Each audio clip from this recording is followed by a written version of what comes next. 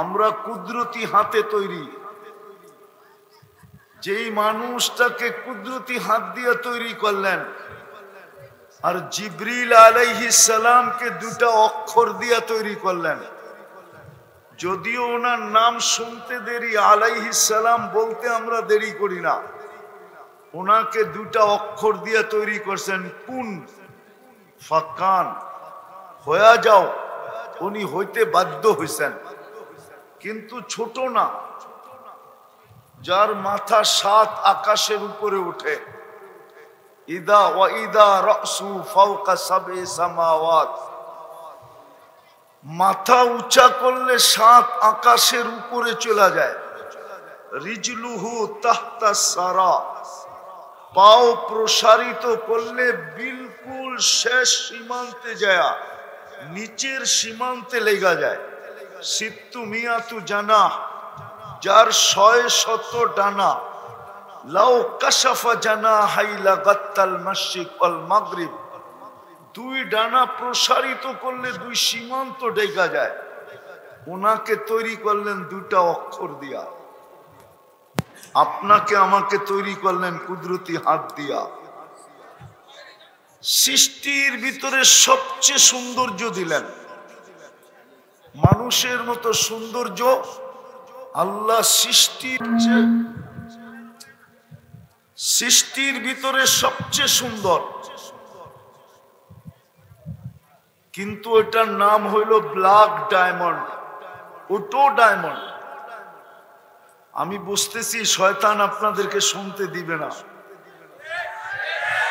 কেননা ও চাবে না আজকে সবাই যেটা নিয়ে উঠার দরকার ওটা নিয়ে ওঠো। কেননা শয়তানও তো বিতাড়িত হয়েছে আমাদের কারণে, ঠিক না? মানুষ না আসলে ওকে বিতাড়িত কে করে? বিতাড়িতর কোনো প্রশ্নই ছিল না। মানুষের অস্তিত্ব যদি না হইতো তাহলে শয়তান বিতাড়িত হতো না, বরং যেইখানে ছিল ওইখানেই থাকতো। সপ্তম আকাশে ওকে ডাকা হইতো আযাযিল নামে। এত বড় মর্যাদা অর্জন করছে, 7 আকাশে ওকে বিশেষ 7টা নামে ডাকা হতো। প্রথম আকাশে আবেদ, তারপরেরটায় জাহেদ, তারপরেরটায় আরেফ, তারপরেরটায় তকি, তারপরেরটায় অলি, তারপরেরটায় খাজেন। সপ্তম আকাশে ডাকা হতো আযাযিল। আমাদের মাদ্রাসায় পড়ানো হয়, সপ্তম আকাশের উপাধি নিয়ে কবিতা লিখছিলেন, আযাযিলরা তাকাব্বর, আযাযিলরা খারে কর। এটা সপ্তম আকাশের উপাধি। সবকিছু ধূলিসাৎ হয়েছে আমাদের কারণে।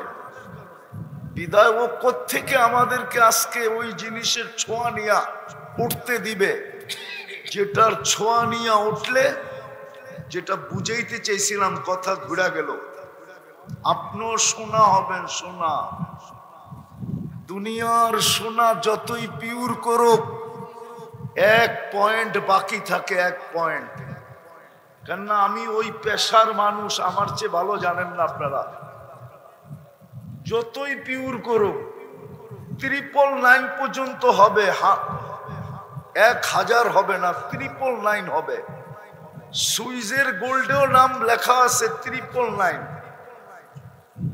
1 বাকি আছে, 1। আপনি আর আমি ওই সোনা হয়ে উঠব। দুনিয়ার সোনা তো মানুষ কাগজ দিয়া কিনে। টাকা কি? কাগজ। ডলার কি? কাগজ। পাউন্ড কি? কাগজ। ইউরো কি? কাগজ। কুয়েতের দিনার কি? কাগজ।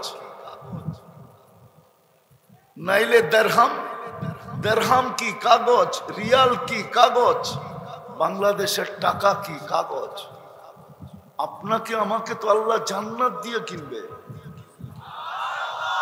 ওই পিওর সোনা হব যেটা আল্লাহ জান্নাত দিয়ে কিনবে, জান্নাত। ইন্নাল্লাহ আশতারা, আল্লাহ নিজে বলতেছে আমি কিনতে প্রস্তুত, কিন্তু নিজেকে সোনা বানায়া দেখা। আমি কিনবো তোকে। কি দিয়া কিনবেন? আল জান্নাহ, জান্নাত দিয়া কিনবো জান্নাত। জান্নাত যদি জানা থাকতো, জান্নাত সম্বন্ধে যদি ধারণা থাকতো, তাহলে আমাদের যুবকদের চেহারা এরকম হতো না, মা বোনদের চিত্র এরকম হতো না, আমার সমাজের চিত্র এরকম হতো না। তাইলে তো এটি সত্য হইতো, লা ইয়ানামু তালিবুহা, জান্নাত পাওয়ার জন্য কারো ঘুম হইতো না। উতলুবিল জান্নাতা জাহাদাকুম, দ্বিতীয়টা বাস্তবায়ন হতো, সব কিছু বিলায়া দিয়েও জান্নাত পাইতে চাইত। জান্নাত, জান্নাতের মজা হলো তিনটা। কয়টা? কয়টা মজা বোঝেন? জান্নাতের স্বাদ আর মজা হলো তিনটা। মা তাস্তাহি আনফুসুকুম, মন যা চাবে তা মিলবে। দ্বিতীয় মজা তালুদ্দু আয়ুনুকুম, চোখে যেটা লাগবে ওটাই মিলবে। হ্যাঁ, যুবকদের চোখে সারাদিনে অনেক কিছু লাগে, বেশি তাকাইলে গালি দেয়, নাইলে একবারে জুতা খুলেই দেখায় দেয়। জান্নাত এরকম না, যেটা চোখে লাগবে ওটাই মিলবে। তৃতীয় আরেকটা আছে, ফালা তা'লামু নাফসুম মা উখফিয়া লাহুম মিন কুররাতি আয়ুনিন জাযাআম বিমা কানু ইয়ামালুন। আল্লাহ লুকায় রাখছেন, মাঝে মাঝে খুলা দিয়া তাক লাগায় দিবেন, চোখে দাদা লাগায় দিবেন, চোখও বিশ্বাস করতে চাবে না জান্নাতে বসা এরকম সুন্দর হয়তো হয় কি করে, এরকম মজাদার হয়তো হয় কি করে, এরকম স্বাদ হয়তো হয় কি করে। এই তিন মজা হইল জান্নাতে। চারটা নেয়ামত দিয়া জান্নাতে দিবে, চারটা নেয়ামত দিবে। বড় নেয়ামতের ভিতরে মজার নেয়ামত চারটা। আনতাহইয়াও ফালা তামুতু আবাদা, চিরদিন জীবন, মৌত কোনোদিন হবে না। আনতাসিহু ফালা তামরাজু আবাদা, চিরদিন সুস্থ থাকবে, অসুস্থ কোনোদিন হবে না। আনতাশিব্বু ফালা তাহরামু আবাদা, চিরদিন যুবক থাকবে, বৃদ্ধ কোনোদিন হবে না। আনতানআমু ফালা তাইআসু আবাদা, চিরদিন নিয়ামত বাড়বে, কোনো দিন কমবে না। সবচেয়ে বড় নিয়ামত হলো আল্লাহর দিদার মিলবে, দিদার। কার কতটুকু মিলবে না জানি না, কিন্তু এই উম্মতের কমসে কম প্রতি শুক্রবারে আল্লাহর দিদার মিলবে, দিদার। তো যেটা বুঝাইতেছিলাম যে আজকে মনে হয় শয়তান আমাদেরকে উঠতে দিবে না, যেটার ছোঁয়া লাগলে আমরা সোনা হব, সোনা। যদিও দুনিয়ায় প্রবাদ বাক্য আছে, কথা কিন্তু লম্বাও হবে না, লম্বা করারও সুযোগ নাই, কেননা প্রথমেই আপনারা সুযোগ নষ্ট করে দিচ্ছেন হই হুল্লা হইচইয়ের মাধ্যমে।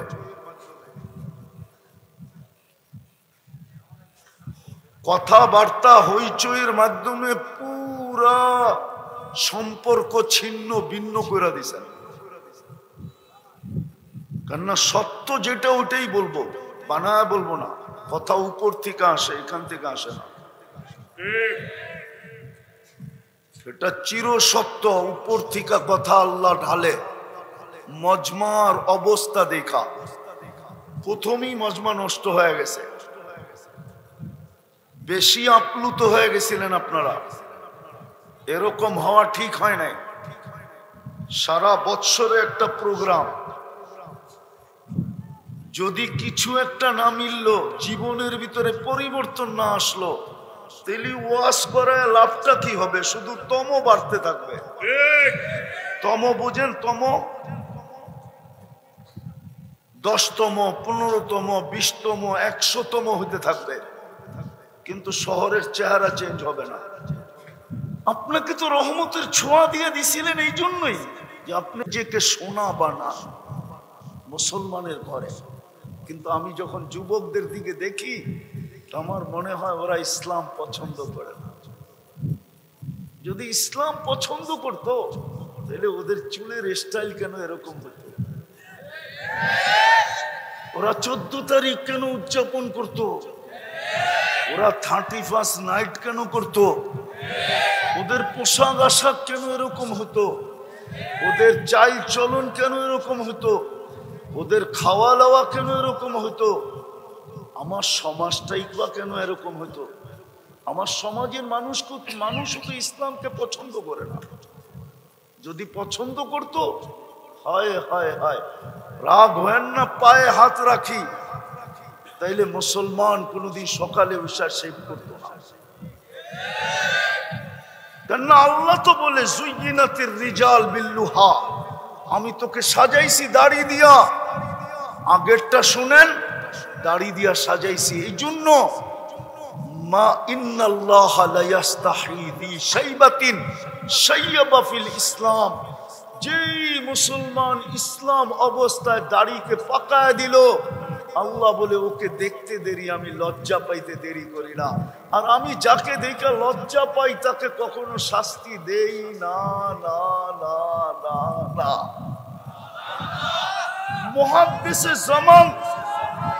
মুহাদ্দিসে জামান তো দাড়ি দেখায় জান্নাতে চলে গেলেন। হুজুরে জিজ্ঞেস করে, মুহাদ্দিসে জামান স্বপ্নে দেখা হয়েছে, জিজ্ঞেস করছে কি ব্যবহার করলো? হাদিস মনে উঠছিল বিদায় ওইটাই দেখায়া দিলাম, দাড়ি দেখায়া জান্নাতে চলে গেলাম। যে দাড়ি দেখায়া, আল্লাহ যখন জিজ্ঞাসা করছে কি নিয়ে আসছিস, তো এই হাদিস মনে উঠছে, দাড়ির হাদিস। আল্লাহকে বলছি সাদা দাড়ি নিয়ে আসছি, আর কিচ্ছু নিয়ে আসি নাই। আল্লাহ চেতা গেছে দাড়ি, তো আল্লাহকে জোরে বলছি চেতেন কেন? আপনি কি বলেন নাই জিবরিল আলাইহিস ইসলামকে? জিবরিল আলাইহিস ইসলাম কি বলে নাই আমাদের নবীজিকে? আমাদের নবীজি কি বলে নাই সাহাবায়ে কেরামকে? সাহাবায়ে কেরাম কি বলেন না ওনাদের ছাত্রদেরকে? ওনারা কি বলে নাই আমাদেরকে আপনি নাকি সাদা দাড়ি দেখলে লজ্জা পান, শাস্তি দেন না? এখন তো উল্টা দেখতেছি, আপনি রাগ হয়ে গেলেন দাড়ির কথা বলার সাথে সাথে। তো আল্লাহ হাসি দিয়া বলতেছে সবাই সত্য বলছে, আমিও সত্য বলছি, তোকে মাফ করে দিলাম। ওই মুসলমান দাড়ি ছাছে কি করে? যদি ইসলামকে লাইক করত, যুবক এই স্টাইলে চুল কাটে কি করে? বারবার ছেক খাওয়ার পরেও 14 তারিখ করে কি করে? একটার চেহারা তো বলে না যে ছেক সারা নাই। হয়তো ছোট খাইছে, নাইলে বড় খাইছে। একটার চেহারাও তো বলে না যে জুতা দেখা ছাড়া একটাও বাকি আছে। সবগুলা জুতা দেখছে, একবার না একাধিকবার দেখছে। আমি অলিও না, আবার একবারে খালিও না। সোনা হাতে নিয়ে বলতে পারি খাইত কতটুকু আছে। তোমার চেহারা দিকেও করতে পারি তুমি শেখ কয়বার খাইছো। বেশি আমার লোকে চলায় না, যেটা বুঝাইতেছি এটা বুঝো। ছোঁয়া দিয়েই তো মানুষ বানাইলেন, ছোঁয়া দিয়েই তো মুসলমান বানাইলেন। সোনার মতো সোনা হওয়ার জন্য ছোঁয়া দিয়েই তো উম্মতে মুহাম্মদী বানাইলেন। কিন্তু নবীর আদর্শ তো আমাদের কাছে প্রিয় না। যদি প্রিয় হইতো, কিশোরগঞ্জের মানুষ জামে আমদাদিয়ার কুলে বৈশা বলতেছি, কবরে কিন্তু প্রথম প্রশ্ন হবে, প্রথম প্রশ্ন একের ভিতরে 3টা, আর যুক্তিতে এটাই বলে সত্য। কেননা আমরা আমাদেরকে আল্লাহ চিনাইছেন কে? আল্লাহ চিনলাম কি করে? আমরা মুহাম্মদুর রাসূলুল্লাহর মাধ্যমে আমরা আল্লাহ চিনছি। সত্য তো? কোরআনও এটাই বলে, হুয়াল্লাযী আরসালা রাসূলাহু বিল হুদা ওয়া দীনিল হক। কোরআনও এটাই বলে, ইয়া আইয়ুহাল মুদ্দাসসির কুম ফাআনদির ওয়া রাব্বাকা ফাকাব্বির। কোরআনও এটাই বলে, যার মাধ্যমে আল্লাহ চিনলাম, কোরআন চিনলাম, হাদিস চিনলাম, জান্নাত জাহান্নাম চিনলাম। কবরের প্রথম প্রশ্ন কিন্তু ইমাম বুখারী লেখছে, আমি লেখি নাই। ইমাম মুসলিম লেখছেন, আমি লেখি নাই। উনি এর পরে আর কোনো শব্দ আনেন নাই। মুর্দাকে দাফন করার পরে যখন আত্মীয় স্বজন ফিরা যাইতে থাকে, তো উনি লেখছেন মুর্দা আত্মীয় স্বজনের জুতার আওয়াজ শুনতে থাকে। তারপরে দুইজন আসে, তারপরে তাকে বসায়। সর্বপ্রথম প্রশ্ন করে, মা কুনতা তাকুলু ফি হাদার রাজুলি মুহাম্মাদিন সাল্লাল্লাহু আলাইহি ওয়াসাল্লাম, বল যেই নবীর উম্মত তোমাকে বানায়া ভাগ্য খুলা দিল, বলো তুমি ওই নবীর আদর্শে কতটুকু আদর্শবান ছিলা, বলো। প্রথম প্রশ্ন এটা হবে। এটা দিতে পারলে আর বাকি দুটা জিজ্ঞাসা করা হবে না, একটার ভিতরে তিনটা। আর না পারলেও জিজ্ঞাসা করা হবে না, একটার ভিতরে তিনটা। আমি মানি তিনটা, কিন্তু একটার ভিতরেই তিনটা। ওই রসুলের উম্মত বানাইলো, আদর্শ কতটুকু? আদর্শ তো পছন্দ করি না। যদি পছন্দ করতাম তাহলে মুসলমানের এই দুরবস্থা কেন হতো? আজকে যে মুসলমানের দুরবস্থা, 250 কোটি থাকা সত্ত্বেও, 60টা মুসলিম দেশ থাকা সত্ত্বেও, 4 দেশের টাকা সবচেয়ে বড় থাকা সত্ত্বেও, দুনিয়ার ভিতরে সবচেয়ে বেশি প্রসাধনী ব্যবহার করে মুসলমান, আসবাবপত্র ব্যবহার করে মুসলমান, দুনিয়ার সবচেয়ে দামি ব্র্যান্ড ব্যবহার করে মুসলমান, দুনিয়ার সবচেয়ে বেশি কাপড় চোপড় ব্যবহার করে মুসলমান, দুনিয়ার সবচেয়ে বেশি আইটেম খায় মুসলমান, দুনিয়ার সবচেয়ে বেশি সম্পদ মুসলমানের কাছে, 70% সম্পদ মুসলমানের কাছে। তারপরও মুসলমানের এই দুরবস্থা কেন? সারা দুনিয়া মুসলমানকে নিয়ে খেলতেছে কেন? আল্লাহ তাকায়া দেখেন না তো দেখেন না কেন? আল্লাহর তো অঙ্গীকার ছিল আমাদের ব্যাপারে, আল্লাহর তো অঙ্গীকার ছিল উলাইকা লাহুমুল আমান, তোদেরকে আমি নিরাপত্তার চাদরের ভিতরে রাখবো। আজকে আমরা নিরাপত্তাহীনতায় নিজের দেশেও ভুগতেছি কেন? কেন মুসলমানের এই দুরবস্থা? ভালো মতে বোঝেন, ভালো মতে কাজে দিবে। কিন্তু মুসলমানের এই দুরবস্থা কেন আজকে? মুসলমানের তো এই দুরবস্থার হওয়ার কথা ছিল না। উম্মতে মুহাম্মাদির তো দুরবস্থা হওয়ার কথা ছিল না। যেখানে একজন চাইলে ফেরেশতা নাইমা চলে আসতো, একজন চাইলে। আমি প্রমাণ দিতেছি, প্রমাণ। ওই জায়গা আমি 2 চোখে দেখা আসছি, 2 চোখে। 1 লক্ষ রুমিদের সাথে যেখানে মুসলমানদের যুদ্ধ হয়েছে, শুধু 8000 আর 1 লক্ষ চতুর্দিক দিয়ে বেষ্টন করে ফেলছে।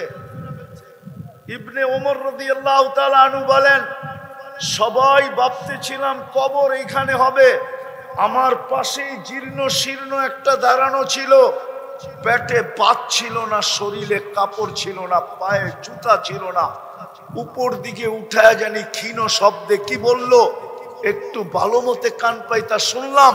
তো শুনলাম বলতেছে, ইয়া রব্বা মুহাম্মদ উনসুর উম্মতা মুহাম্মদ।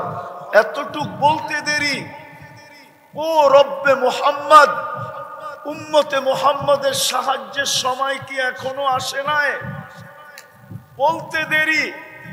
ইবনে ওমর বলেন, আকাশ ফাটতে দেরি হলো না, আমি দেখতেছি আকাশটা ফাটা গেল। সাদা অশ্বারোহী, সাদা পোশাকে, কলেমার ঝান্ডা হাতে, মাথায় পাগড়ি, আমার দিকে ছুটতে শুরু করলো। তার পিছনে একটার পর একটা, একটার পর একটা বাহির হতে থাকলো। চোখের পলকে প্রথমটা মাথার উপরে চলে আসলো, আর একটা চিৎকার দিল, আবশির ইয়া উম্মতা মুহাম্মদ জা নুসরা রব্বা মুহাম্মদ। ও উম্মতে মুহাম্মদ, সুসংবাদ গ্রহণ করো, তোমাদের রবের সাহায্য চলে আসছে। ইবনে ওমর বলেন, সামনের দিকে তাকাইলাম তো দেখলাম রুমিরা ভাগতে শুরু করলো। কেন যে ভাগতে শুরু করলো এটাও বুঝে উঠতে পারলাম না। আমরাও পিছে ভাগতে শুরু করলাম, যা জাহান্নামে পৌঁছায় দিলাম। বাকিগুলা ভাইগা চলে গেল, গনিমতের মাল জমা করে পাহাড় বানায় দিলাম।